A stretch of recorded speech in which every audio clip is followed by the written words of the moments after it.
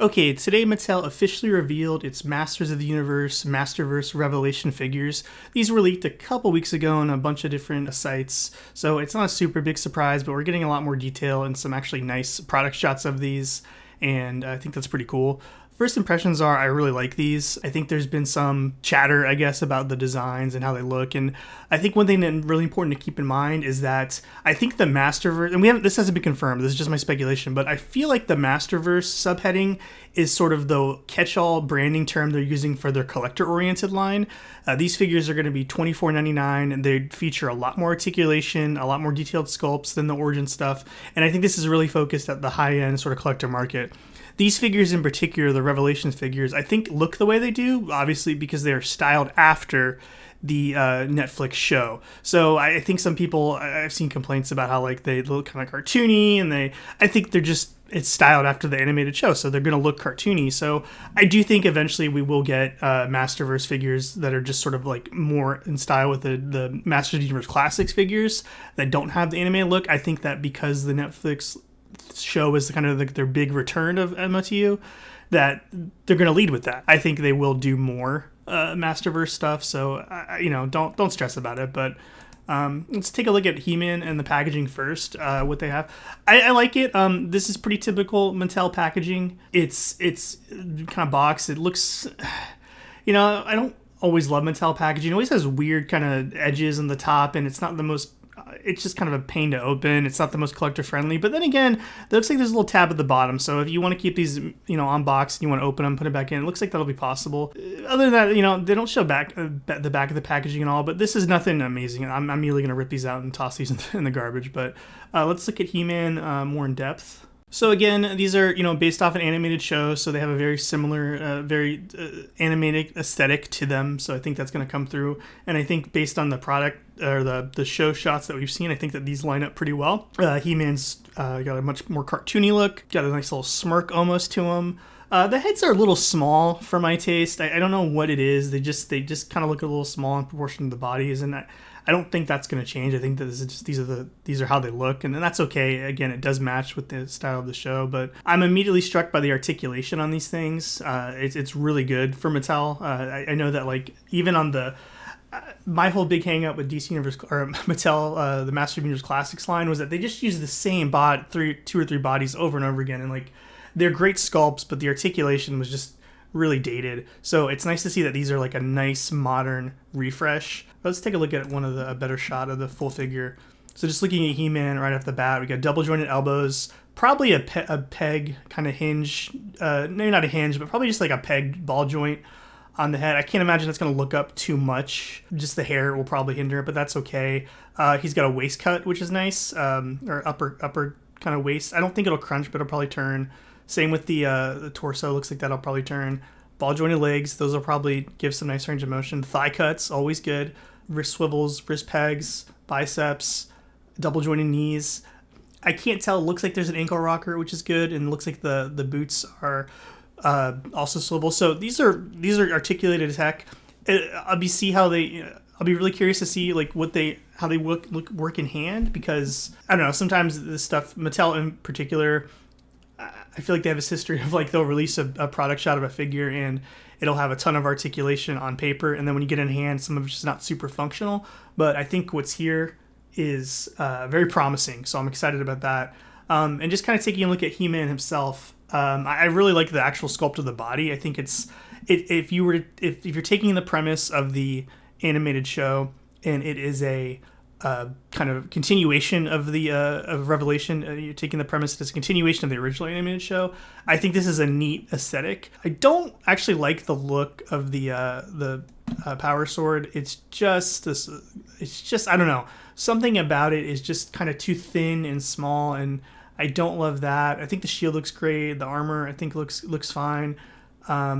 But yeah, I think the figure itself is well done. If you look at it just kind of in a vacuum of, is this a well-designed figure? I think it looks great. It's got a lot of nice paint detail. It looks like there's a wash on it.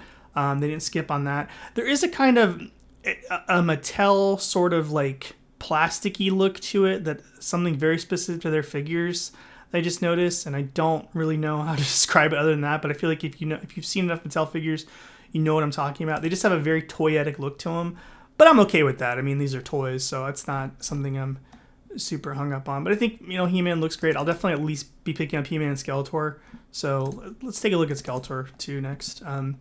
Again, very similar articulation scheme. Looks like these are, for the most part, going to be running the same articulation across all the bodies, which is nice. Yeah, he's got some nice sculpting in his forearms, kind of the little evil demon ridges. Painted nails, which is nice. Similar articulation. Again, the head is very small, but what it is here looks very cool. I really do like the head sculpt. It's very kind of animated. It's got that animated look, but it's very kind of evil. It's just his head is too small. But I do like what's here. Really good paint detail on the head as presented in this pic. Again, there's a product shot, so who knows. But what's here I really like. There's some nice texture on the cowl as well that I really like. It's a nice little surprise. Can't imagine his head's going to do too much more than look left and right. I don't think that's going up and down at all. But definitely some mild redesign, but it looks like a more modernized, I guess, for lack of a better term, of the armor. But it definitely captures that vintage aesthetic. The staff, the goat horn on the staff looks very cool. Again, really good paint from what I can tell on the skull. I hope that stuff makes it to the final product. So, and he's got the nice feet, and again, same articulation. Hands are very big, but again, this is animated aesthetic, so I'm not too worried about that aspect of it.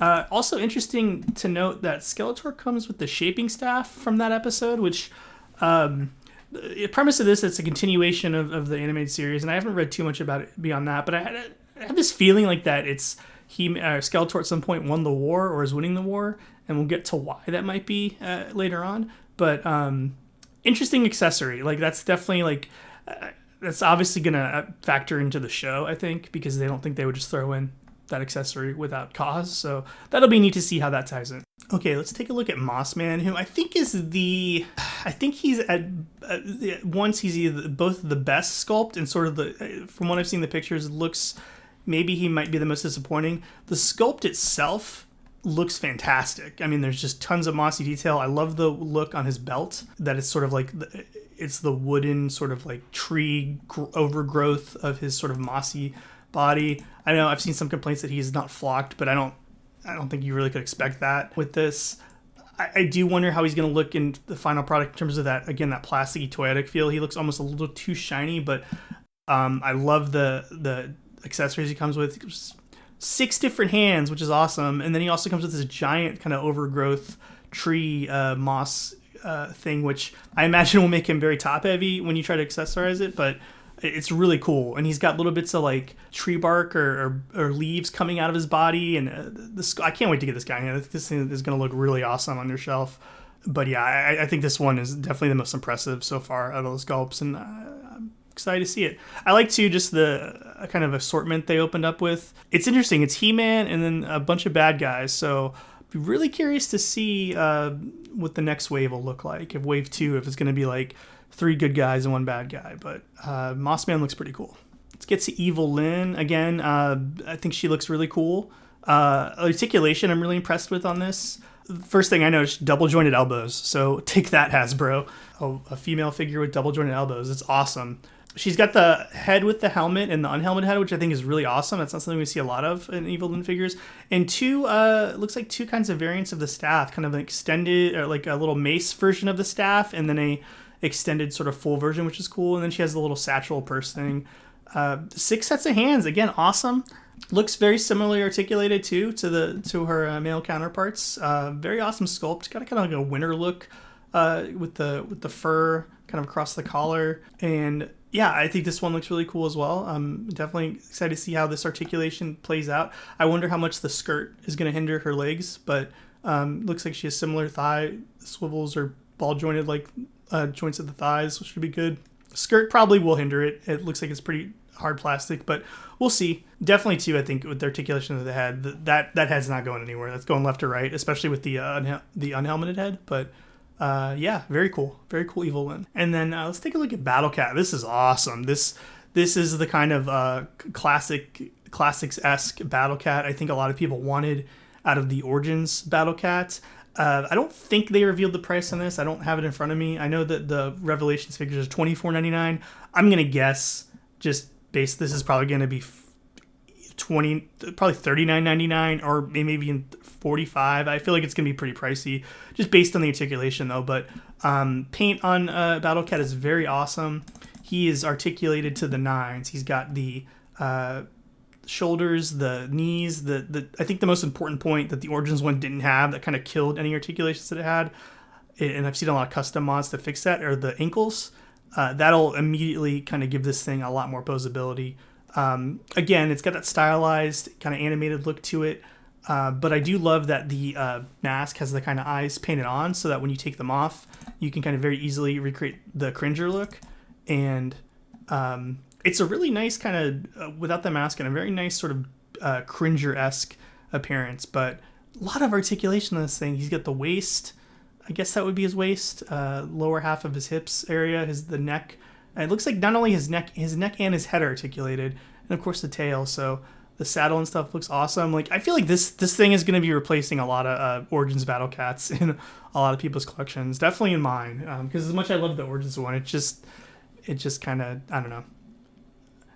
They're probably pretty big, so who knows how to scale, but this thing's pretty awesome. I'm really into the Battle Cat. And just to correct anybody, I looked it up in between takes, and it looks like these are going to be, at least I've seen 2 different prices reported for these Masterverse figures. One site, comicbook.com, is reporting that they'll be $19.99, with the Battle Cat being $39.99. I've seen $24.99 from other sites, so I don't actually know entirely what they'll be. But 20 is, I think originally when they first talked about doing these, they're $24.99. So maybe that's where I'm getting that number from. But $19.99 seems about right. $30.99 for the Battle Cat all seems about right. But let's talk about the other big kind of daddy reveal, the Skele-God. So Skele-God is not a Build-A-Figure. He is kind of his separate own $29.99 release. It's a giant evil Skeletor version who I'm guessing has taken the Sword of Power and I guess transformed himself into a kind of Eternian god. He comes packaged with a Sword of Power, which is why I say that. But he also has the H symbol kind of like emblazoned on his chest. It's almost if he had the power. He raises the sword up. He has the power, and then it burns onto his chest, which is a really nice detail. I think really good paint detail on this. A lot of black wash across the body.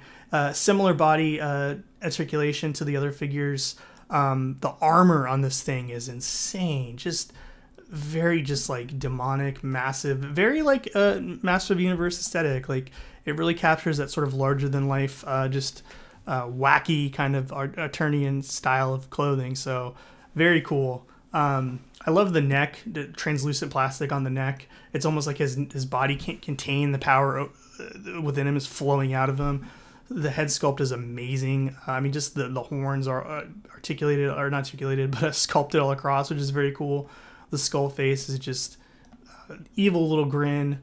Again, the small head, I think that's something people are just going to get used to. I think I have to get used to it because it's a little off-putting, but he's pretty well packed. He's got these massive gauntlets, comes with 2 sets of hands, and this kind of flame piece, a translucent like flame accessory piece. But yeah, he's his own separate figure, which is really cool. I'm glad they didn't go the Build-A-Figure route. I'm glad that I think is a better way to do that kind of thing. I don't want to have to collect a bunch of figures I don't want, or potentially not be able to find one to build something like this, because it looks very awesome. Also too, he's got a cloth cape. It looks like, for at least from the packaging shots, I can see. So that's something I didn't mention on the other Skeletor too. Cloth cape on him as well, which is very cool. So I'm always into cloth capes. They don't seem to do much. They're just sort of there, but I'll always take a cloth cape over a plastic one. I think they just look better. They just pose better. They're overall better for the figures. Yeah, I mean, my initial impressions of these figures are that these are very cool. I'm very excited to see what they do with the Masterverse branding. I do really like the Origins line. I'm probably going to be sticking with that because it's just so fun and toyetic, and it's cheap. It's $14.99 for most of the figures. That's just awesome. But I am kind of glad to see that there'll be a more collector-focused line. I know a lot of people want them to kind of return to classics, and I'd be okay with that if they can stick to this articulation scheme. That was kind of the thing holding me back, and they can stick to this $20 price point.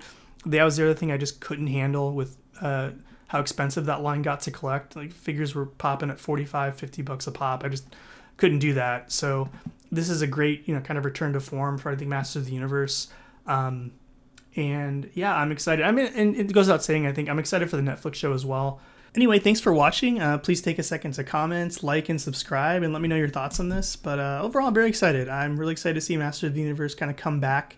I think it was sort of dead in the water with classics, even though it was a huge, expansive line. It was so focused on just collectors that it didn't really have a presence beyond that. I think a lot of people didn't even know it existed that weren't, deep in the line. So it's cool to see it back on the shelves between this and Origins, and I think it's where this toy line needs to be. So awesome. Take care, y'all.